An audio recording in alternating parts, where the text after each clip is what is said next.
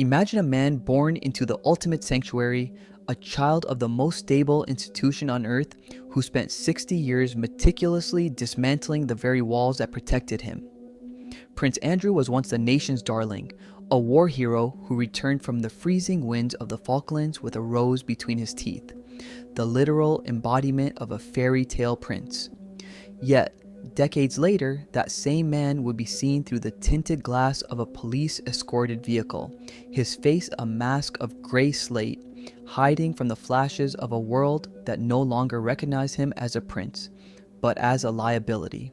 The story of the Duke of York doesn't begin with a scandal, it begins with a bucket of balls. In 1960, Andrew became the first child born to a reigning monarch in over a century. For Queen Elizabeth II, he was a child of her comfort. When Charles and Anne were born, she was a young, terrified queen-in-waiting, shouldering the weight of a dying empire. But by 1960, the monarchy had settled. She finally had time to be a mother in the way she desired.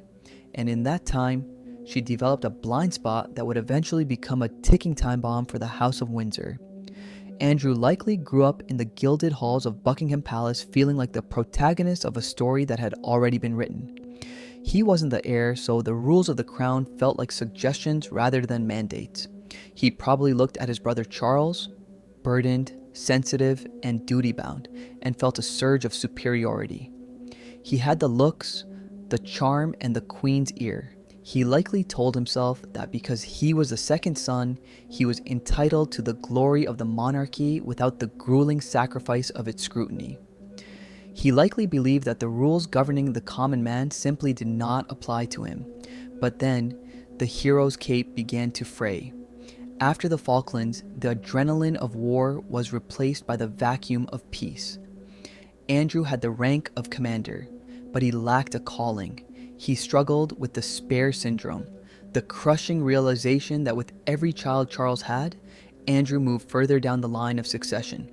He was being downgraded by biology. What he did next was a desperate attempt to maintain his relevance through wealth and influence. The transition from Prince to Air Miles Andy was a slow, arrogant descent. Appointed as a trade envoy to promote UK-PLC, Andrew found a role that suited his ego. He loved the Middle Eastern palaces where rulers treated him as an equal. But behind the scenes, British embassies began to dread his arrivals. He didn't treat staff like subjects. He treated them like obstacles. He was rude to anyone he deemed beneath him, maintaining a mask of charm only for those of royal blood or the women he wished to impress. He was a man who saw dollar signs where he should have seen duty. He loved the idea of money, not just royal wealth, but the kind of new money that buys private jets and silence. This greed acted like a homing beacon, and in the early 90s, it led him directly into the orbit of Ghislaine Maxwell and Jeffrey Epstein. He wasn't just meeting people, he was being sucked into a net that would eventually drag the entire monarchy into the mud. As he stepped onto Epstein's private island or into his New York townhouse, Andrew likely felt he had finally found his tribe. These men didn't care about the Magna Carta or the right thing. They cared about power. He probably sat in those leather-bound rooms thinking he was the smartest person in the room. He felt untouchable. He was a prince of the realm. What could a financier from Brooklyn possibly do to his reputation that his status couldn't fix? The pivot came when the trade envoy role became a cover for a lifestyle of grotesque indulgence. While he was meant to be opening doors for British business, he was throwing his golf clubs into the cargo hold of taxpayer-funded jets.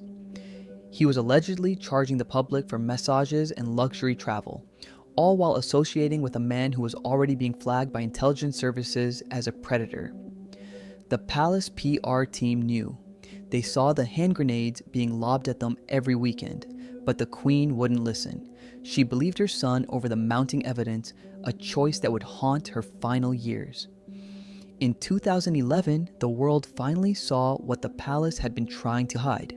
A photograph of a prince and a convicted sex offender walking in Central Park. It was the beginning of a 15-year siege. Alistair Campbell, the legendary spin doctor, once said that if a story lasts 10 days, you have a problem. This story has lasted a decade and a half, fueled by Andrew's refusal to acknowledge the optics of his associations. The tension within the royal household was thick enough to choke. Staff members recall a culture of deference that allowed Andrew to bungle diplomatic missions in Saudi Arabia and mistreat his bodyguards. There is a story of a bodyguard wrestling a man to the ground in the palace gardens, only to realize it was the Duke himself, and then watching as heads rolled.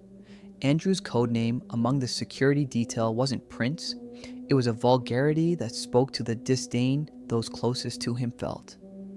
They saw the bombastic arrogance that the public only caught glimpses of. Queen Elizabeth likely sat at her desk at Windsor, receiving the briefings, but seeing only the boy who made her laugh during her darkest hours. She probably thought she could manage him, as she had managed so many crises before. She believed in loyalty above all else, but even as she rode horses with him and shared afternoon tea, the shadow of Epstein was darkening the very throne she sat upon.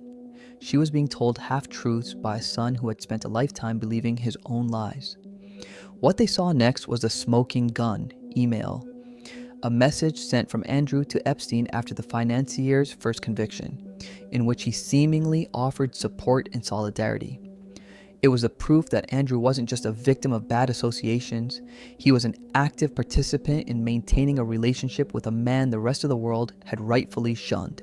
Then came 2019, the year of the Newsnight Interview. This was the moment the car crash became a total wreckage. Andrew went into that interview with Emily Maitlis believing he could rehabilitate his image. He didn't prepare. He didn't listen to his advisors who warned him against it. He was a man who had never been told no, walking into a room with a woman whose job was to hold him accountable. As the cameras rolled, Andrew likely felt a surge of misplaced confidence. When he brought up Pizza Express in Woking as an alibi, he probably thought it was a brilliant, humanizing touch. When he claimed a medical condition prevented him from sweating, he likely expected the world to nod in understanding. He was so far removed from reality that he couldn't see the horror on the faces of the crew. He finished the interview and allegedly told the Queen he had done a good job, unaware he had just signed the death warrant for his public life. The public reaction was visceral and immediate. It wasn't just shock, it was profound anger. Within days, the brands he represented fled. His patronages vanished, but the most devastating blow came from his own family. Prince William, the future king, reportedly told the Queen that Andrew's presence was a stain on the monarchy's future. The new guard was finally asserting itself, realizing that for the institution to survive, the second son had to go. In early 2022, the panic at Buckingham Palace reached a fever pitch. Virginia Giuffre's civil suit was looming. The prospect of a Prince of England being grilled by American prosecutors in a New York courtroom was an existential threat to the crown. It was the Queen's Platinum Jubilee year, and the prospect of a trial overshadowing her 70 years of service was unthinkable. Andrew was summoned to Windsor Castle. This wasn't a mother calling her son. This was a monarch calling a subordinate. He arrived with his lawyer, but for the first time in his life, the lawyer was made to stand outside. Inside the room, two senior courtiers stood by as witnesses, men who held no affection for Andrew. This was a professional execution. Standing before his mother, Andrew likely felt the first real coldness of his life. He probably expected her to find a way out, as she always had, but as she told him he was being stripped of his HRH status, his military affiliations, and his royal patronages, he realized the Queen's favorite was no more. He was now just a 62-year-old man with a disgraced reputation, essentially fired from the family business. The humiliation was total. For a man who defined himself by his naval rank and his medals, being fired by his mother was a psychic death. He was stripped of the very things he used to bully the world. And yet, even as he lost everything, he clung to the Royal Lodge, a 30-room monument to his former life, refusing to leave, even as the king eventually cut off his funding for security and maintenance. But the story didn't die with the Queen. In 2026, the investigation into Mr. Mountbatten Windsor took a chilling turn. Investigators in the United States discovered 40,000 square feet of storage space belonging to Jeffrey Epstein, units that had been cleared out just days before a 2005 raid. Inside those units are millions of files, cloned computer drives, and compromise that Epstein allegedly used to blackmail the world's elite. The drip of information is turning into a flood. Police in the UK are reportedly pulling up floorboards at Royal Lodge, searching for evidence that links Andrew to the active misconduct in public office. The past is no longer just haunting him, it is hunting him. Charles likely looks at the headlines and feels a sense of grim inevitability. He knows that to save the monarchy, he must let his brother drown. He has rebranded the family as a shrunk institution, one that justifies its existence through value and transparency. He probably thinks of his mother's legacy and realizes that Andrew is the only stain he cannot wash out. He has moved from brother to king, and in that transition, blood is no longer thicker than duty.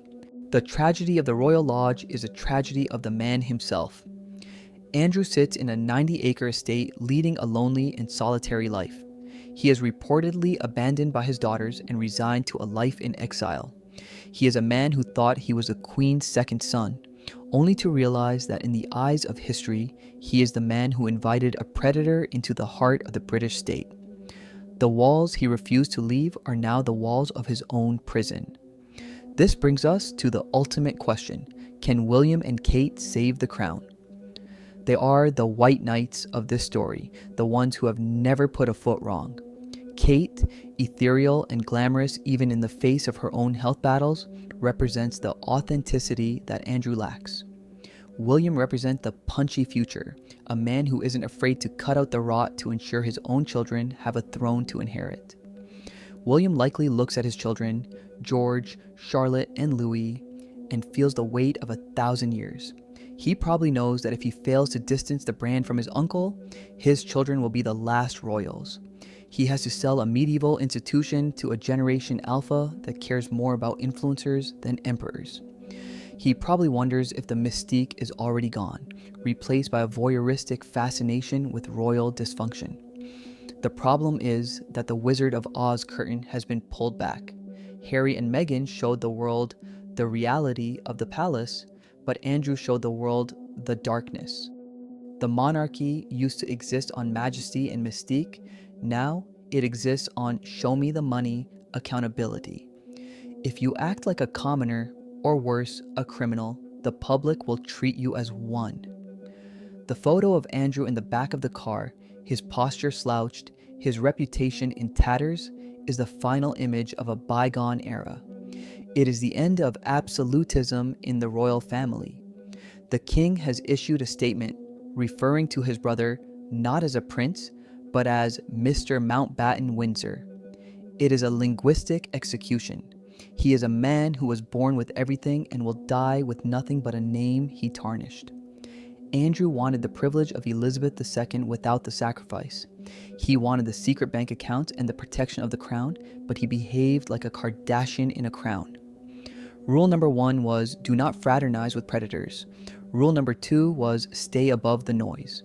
Andrew broke both, and in doing so, he became the very noise that threatens to drown out the monarchy's message of service. As we look toward the future, the ticking time bomb left by the Queen is still counting down. The storage units are being opened, the floorboards are being raised, the drip of Epstein's files continues to haunt the halls of Windsor, and the public interest threshold has been crossed forever. Whether the monarchy survives this existential crisis depends on whether William and Kate can rebuild the walls Andrew tore down. The late Queen gave her life to duty, sacrifice, and service. Her son gave his life to himself. In the end, the rotten egg didn't just spoil the nest, it threatened to burn down the entire forest. And as the sun sets on Royal Lodge, we are left to wonder, in the twilight of this ancient institution, is there enough majesty left to cover the scars left by the second son?